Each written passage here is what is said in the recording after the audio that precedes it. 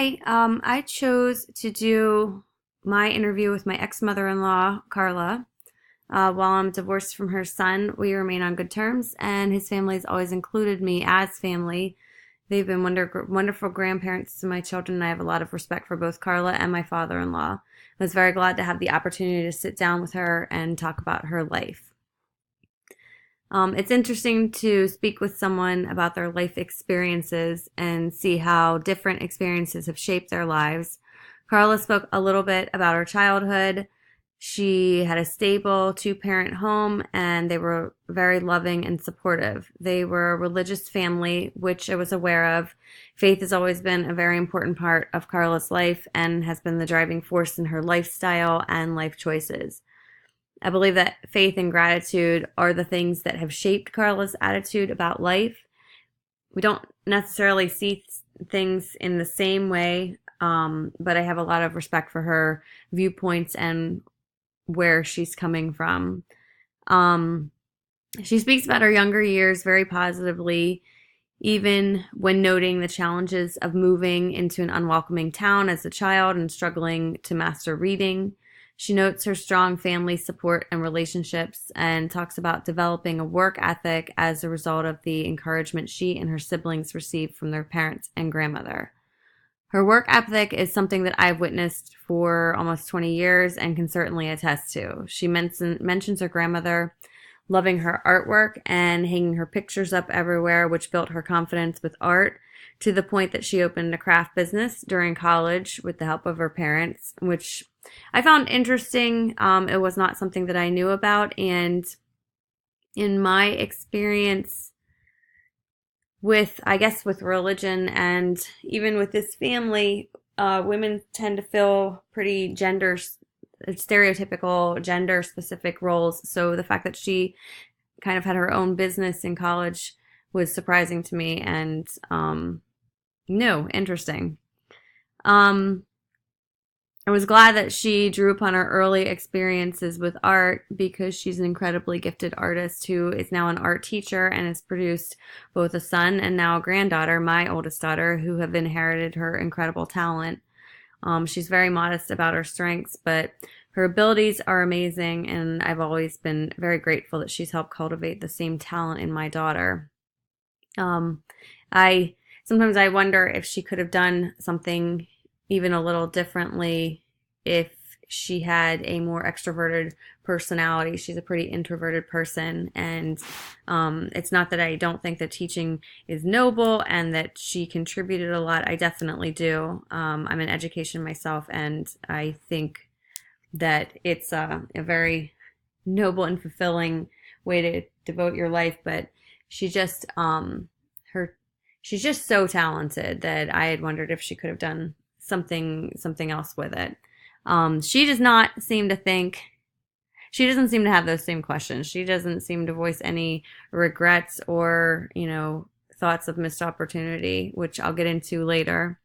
Carla makes mention of her early adult years and talks a little about the early years of her marriage and creating a family. She describes when her husband worked as a teacher and went to school for his master's while she stayed home with their three kids. I hadn't previously talked about this part of her life with her and was actually a little surprised that she told me how isolating this felt at times. Carla's not someone that I've ever known to complain, and while she wasn't complaining at this point either, it was strange for me to hear this woman who seemed to have made her life out of her family talk about how it wasn't incredibly fulfilling on its own sometimes, and that she even felt overwhelmed. I've found that a lot of older women are hesitant to admit that kids in a household aren't the end all be all of happiness. So I was kind of I don't want to say happy to hear her relate this, but it just it felt very relatable and very real. I hadn't heard her voice any of this prior. She speaks glowingly of all the years that she returned to work. Her kids were in school all day. Her husband was now the administrator of the private school that they attended, and she was teaching there. She loved being in that family environment with her kids, helping other kids. She felt challenged to live a life worthy of respect as they were in the limelight in this community. She talks about being uncomfortable in the role of the administrator's wife, as she had always been a very reserved person, and in fact, this is how I've always known her. She said that she got more comfortable with the role as time went on, and she became more adept at hosting and being a mentor for people. She discusses relying heavily on her faith through some of the ups and downs in those years, as being in the spotlight leaves you very open to the judgment of others, which could be difficult at times. Having dipped a little bit into this religious community when I was married to her son, I can certainly attest to that. You are putting yourself open to the interpretation of others, and it can be lonely, and it can feel very naked or judged at times. So I give her a lot of respect, knowing her personality, at how uncomfortable that must have been for her, especially at first. Ultimately, she is the most animated about this time in her life and said these years were some of her best. It was during these years that Carla went back to school for her master's and felt that she had the most growth professionally. She talks about technology being challenging to master, as well as being in classes with the younger generation. Ultimately, she feels that this time was taxing but very rewarding. Carla has now entered a new stage of life. She's currently a grandmother, as all of her children are grown. She has several grandkids. She's still teaching. She's an art teacher at a different private school and is still fully invested in it. But life has slowed down some from the frantic pace of raising young kids while working and going to school. There's more time now to enjoy her grandkids, and she expresses that she has faith that she'll continue to grow as life continues to send new experiences her way. So that's just a little summary of the interview that she and I did together. And we'll get into the developmental stage that I chose to focus on was the generativity versus stagnation stage. This is a stage of life where adults in their 40s and 50s tend to find meaning in their work. It becomes important for someone to know that they are contributing something meaningful to society. Generativity refers to making your mark on the world through caring for others and accomplishment, and stagnation refers to the failure to find a way to contribute. The major question of this stage is, how can I contribute? Key characteristics of generativity include making commitments to other people, developing relationships with family, mentoring others, and contributing to the next generation. Characteristics of stagnation include being self-centered, failing to get involved with others, not taking an interest in productivity, not making efforts to improve self, and placing one's concerns above all else. This stage is less specific than earlier stages to age, forming relationships, marriage, having children, creating a career. It can occur at any point throughout this stage. It goes from the early stages of later life to late stages of later life. It's ages, I believe, were about 40 to 65.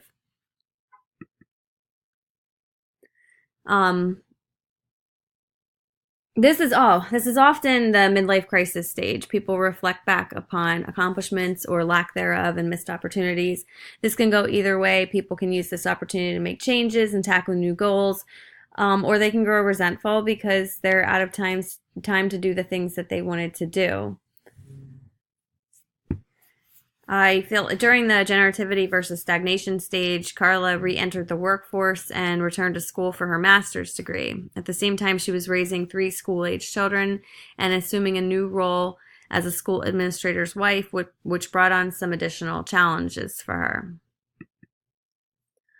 She had successfully raised her children to school age and was now returning to teaching.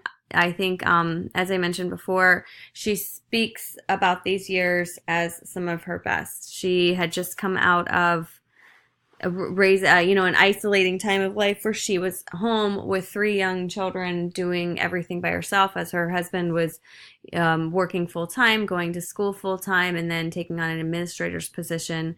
So she was now coming back into the workplace.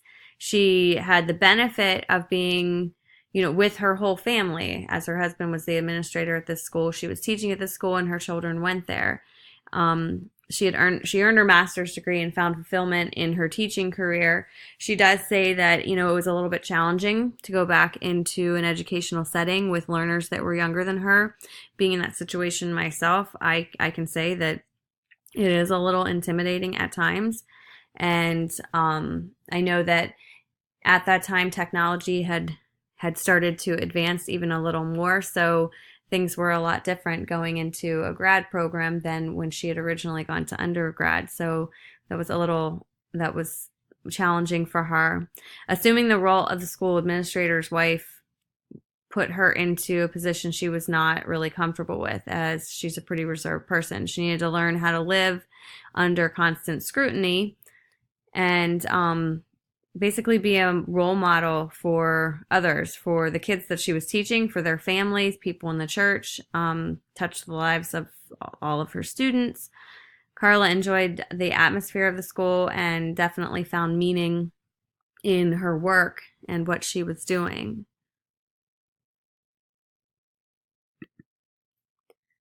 So when we get into the psychological crisis resolution of this stage, Carla's psychosocial crisis was in assuming and developing a role that she was not initially comfortable with. As an administrator's wife and an educator, she was now in a position of influence and scrutiny in this small community. Carla was able to develop a comfort level with being a role model in a semi-public eye. She was able to find meaning in her work and her role. I would definitely say that she successfully she achieved success in this stage. I think sometimes from the outside looking in, we can look at this type of limelight as though it's not that big of a deal. But when you're talking about someone who is very reserved, she is typically a very quiet person, and it doesn't matter how big or small the community is. It's you're in the spotlight. So if it's a room of 20 people, if it's a room of 300 people, if you're a reserved person who is not accustomed to being put out there for everyone to see, to judge, to follow, then it's very challenging. It wasn't a big school, but it was a K through 12, and it was all the families that came through, and it was attached to a church. So that was enough to make it be an uncomfortable role for Carla at first. So I would definitely say that she drew upon her faith and her resources and achieved success in this role and in this stage of life. At a young age, Carla struggled with reading and moving to a new area, leaving behind all familiar things and people. She is a naturally introverted person, and this was exacerbated by these life experiences. Thus leading up to her later role being a challenge for her. I would say that maybe a lack of diversity shaped Carla's life. She came from a somewhat sheltered background and was brought up very immersed in the church. Her career had been predominantly spent teaching in Christian schools. Her exposure to anything diverse would have mostly occurred in college, as most of her family, professional, and social relationships have stemmed from religious institutions. I won't say that she has no exposure to people other than herself, or people like herself. I don't think that coming from a suburb and pretty much just growing up in a church that she has as much exposure to diversity as some other people. Psychosocial crisis resolution continued. Carla's religious upbringing has led her to be very reliant on her faith. The same thing that has somewhat sheltered her and pushed her. Being very devout, Carla has lived her life believing that things happen because they are God's will. In this vein, if it's God's will, it was meant to be for Carla to overcome nerves, discomfort, or obstacles. and to set an example or achieve success. And coming from a conservative religious background, there were certain expectations of women. So this to me would be